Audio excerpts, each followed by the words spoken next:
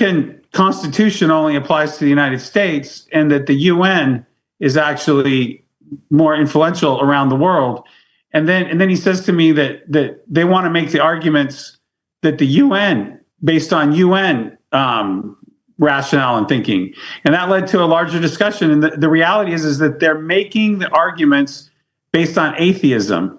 And I said to him, well, you've lost your ability to witness to people when you make your statements. You divorced our religious liberty from the Bible and Christianity. And he says, yeah, I know. I says, well, why don't you change? He says, well, I don't want to cause any waves. This is what everybody in the Parole Department is doing. So if you think for a second that the Religious Liberty Department is somehow advocating for true religious liberty based on Christ, it's not. It's been completely co-opted and influenced by the UN.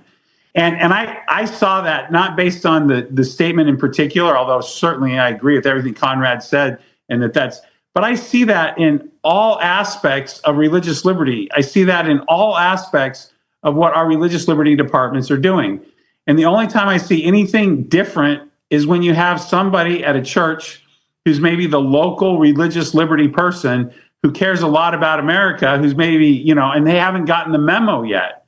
But when you start going up the food chain in Parle, it's universally giving an atheistic view of religious liberty. You can sense it. You understand the French Revolution actually provides for quite a bit of of religious liberty, but it's not true religious liberty. What it is, it's trying to be freedom from religion. And it's actually, if you look at it, ultimately, every time any of this has been implemented, it results in the tearing down of religion. So I just want to emphasize that our involvement in the UN and the UN philosophies affects every aspect of our religious liberty work, and that this is not a small issue.